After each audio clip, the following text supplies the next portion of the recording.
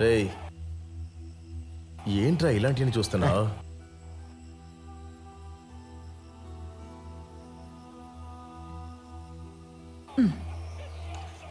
నేను పెట్టుకుంటాలే. నేను చేస్తాను రా. వద్దులే.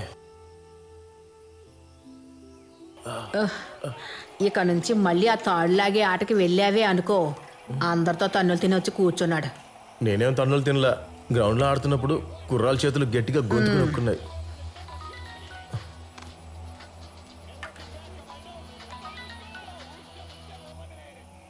ఏంట్రా?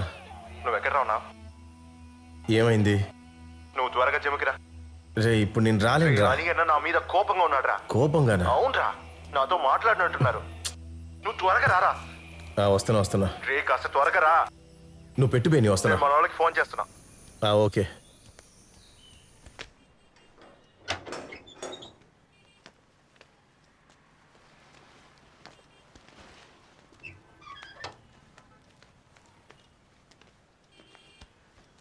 రే,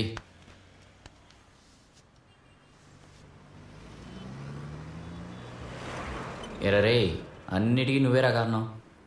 నేనెలా ఏం చేశాను? రే, తప్పు చేస్తే చేస్తానని ఒప్పుకో. చెయ్యాల్సిందంత చేసి మొహం పొగిలిపో. మన వాళ్ళందరూ ఇక్కడే ఉన్నట్టున్నారు. నీకేమైందిరా?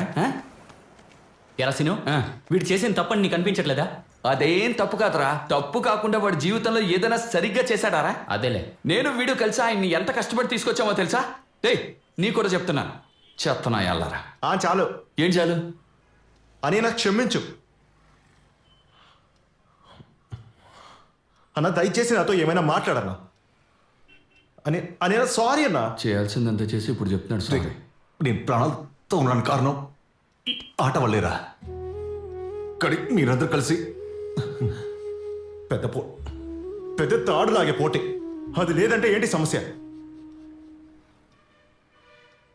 నాకే సమస్యనా? నీకు తెలుసు కదా, నేను జిమ్కి వచ్చి మీ బాడీ పెంచడం ఎందుకని. కనీసం ఒక్క అమ్మాయి అయినా నన్ను చూస్తుందని, నన్ను నిజమైన ప్రేమతో ప్రేమించడానికి. నీకు తెలుసు కదా, నేను ఎంత ఆశతో పెళ్లి చేసుకున్నానని. ఆస్ట్రేలియాకి వెళ్ళడం కోసం కాదు. మా అమ్మ నాన్న నన్ను గొప్పగా చెప్పుకుంటారు. నా కొడుకు ఆస్ట్రేలియాలో ఉన్నాడు, కూతురు అమెరికాలో ఉందని. నేను ఎంత కలకన్నానో తెలుసా నీకు? ఎంత ఆశగా ఉన్నాను ఒక అమ్మాయి నా జీవితంలో రాదా అని. వదిలేసి వెళ్ళిపోయింది. ఓడిపోయినట్టే కదా.